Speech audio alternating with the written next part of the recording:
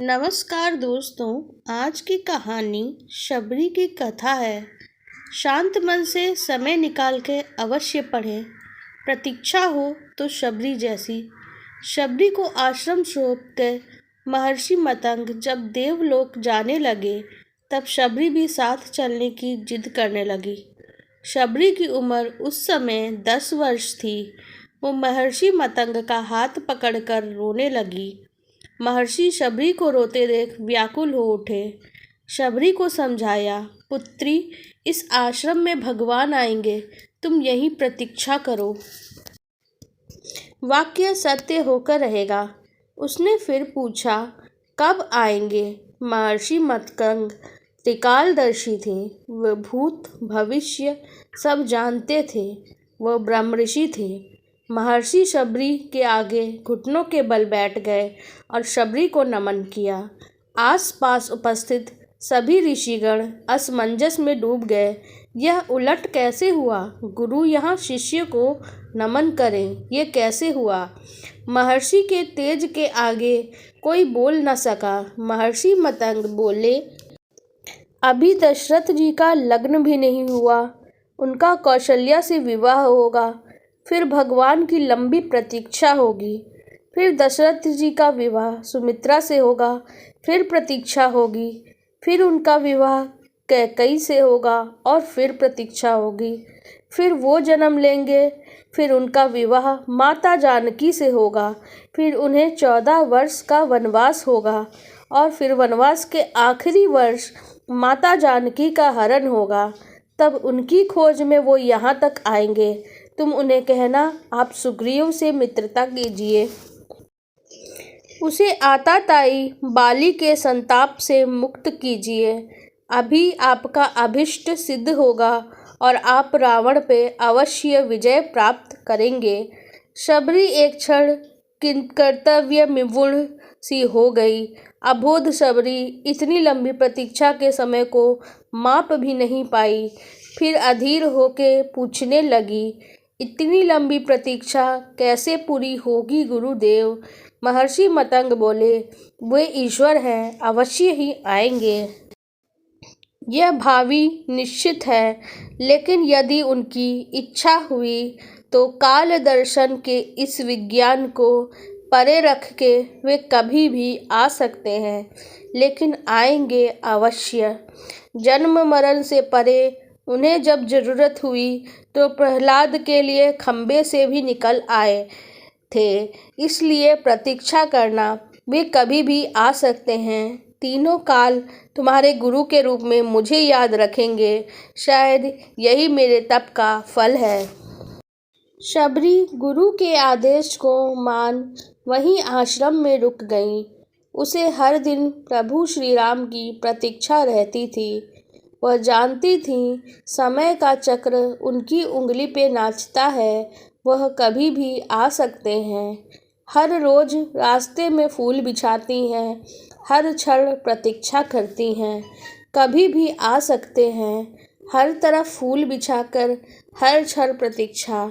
शबरी बूढ़ी हो गई, लेकिन प्रतीक्षा उसी अबोध चित्त से करती रही।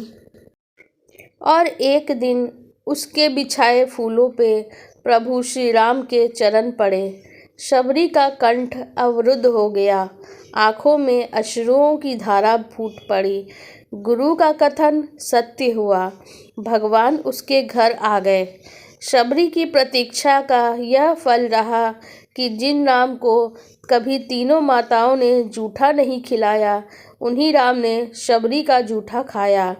ऐसे पतित पावन मर्यादा पुरुषोत्तम दीन हितकारी श्री राम जी की जय हो, जय हो, जय हो।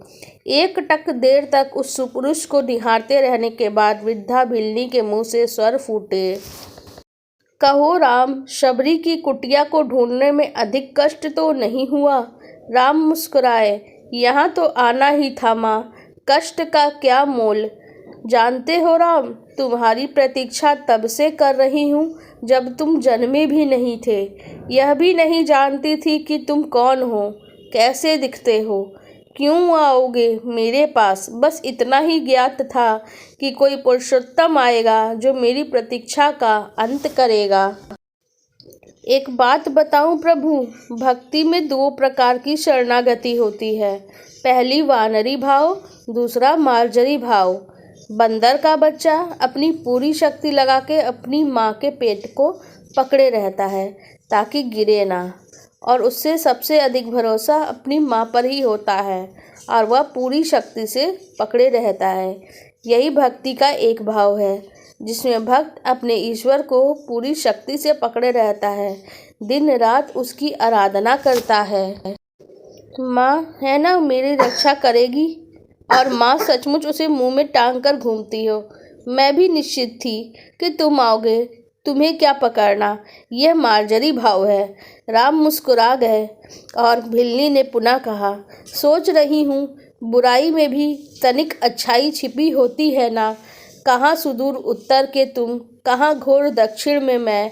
तुम प्रतिष्ठित रघुकुल के भविष्य, मैं वन की भीलिनी। यदि रावण का अंत नहीं करना होता तो तुम यहाँ कहाँ से आते? भ्रम में ना पड़ो माँ, राम क्या रावण का वध करने के लिए आया है? रावण का वध तो लक्ष्मण अपने पैर से बाण चला के भी कर सकता है। राम हजारों कोस चलकर इस गहन वन में आया है तो केवल तुमसे मिलने आया है माँ, ताकि सहस्रों वर्षों बाद भी जब कोई भारत के अस्तित्व पे प्रश्न खड़ा करे तो इतिहास चिल्लाकर उत्तर दे कि इस राष्ट्र को क्षत्रिय राम और उसकी भीलनी माँ ने मिलकर गढ़ा था। जब कोई भारत की परंपराओं पे उंगली उठाए तो काल उसका गला पकड़ के कहे कि नहीं, यह एकमात्र सभ्यता है जहाँ एक राजपुत्र वन में प्रतीक्षा करती एक वनवासिनी से भेंट करने के लिए 14 वर्ष का वनवास स्वीकार करता है। राम वन में बस इसलिए आया है ताकि युगों का इतिहास जब लिखा जाए तो उसमें अंकित हो कि शासन, प्रशासन और सत्ता जब पैदल चलकर वन में रहने वाले समाज के अंतिम व्यक्ति तक पहुंचता है, वही राम राज्य है। राम वन में इसलिए आया है ताकि भविष्य स्मरण रखे कि प्रतीक्षाएं अवश्य पूरी होती हैं। राम रावण को मारने भर के लिए नहीं आया है माँ। माता शबरी एकटक राम को निहारती रही। राम ने फिर कहा, राम की वन यात्रा रावण युद्ध के लिए थी ही नहीं माता। राम की यात्रा प्रारंभ हुई है भविष्य के आदर्श की स्थापना के लिए। राम राजमहल से निकला है ताकि विश्व को संदेश दे सके कि एक माँ के अवांछनीय इच्छाओं को भी पूरा करना ही राम होना है। राम निकला है ताकि भारत विश्व को दे सके सीख कि किसी सीता के अपमान का दंड असभ्य रावण के पूरे साम्राज्य को विध्वंस से पूरा होता है। राम आया है ताकि भारत विश्व को बता सके कि अन्याय और आतंक का अंत करना ही धर्म है। राम आया है ताकि भारत विश्व को सदैव के लिए सीख दे सके कि विदेश में बैठे शत्रु की समाप्ति के लिए आवश्यक है कि पहले देश में बैठी उसकी समर्थक शूर्पणखाओं की नाक काटे जाए और खर दूसरों का घमंड तोड़ा जाए। और राम आया है ताकि युगों को बता सके कि रावणों से युद्ध केवल राम की शक्ति से नहीं, वन में बैठी शबरी के आशीर्वाद से भी जीते जाते हैं। शबरी की आंखों में जल भर आया था। उसने बात बदल के कहा, बेर खाओगे राम? राम मुस्कुराए, बिना खाए जाऊंगा भी नहीं माँ। शबरी अपनी कुटिया से झपोली में बेर लेकर आई और राम के समक्ष रख दिया। राम और लक्ष्मण खाने लगे तो कहा, बेर मीठे हैं ना प्रभु? आकर मीठे और खट्टे का भेद भी भूल गया हूँ माँ। बस इतना समझ गया हूँ, यही अमृत है। शबरी मुस्कुराई और बोली, सचमुच तुम मर्यादा पुरुषोत्तम हो राम। मर्यादा पुरुषोत्तम भगवान श्री राम को बारंबार सादर नमन। जय श्री राम। आपको हमारी ये कथा कैसी लगी कमेंट सेक्शन में ज़रूर बताइएगा।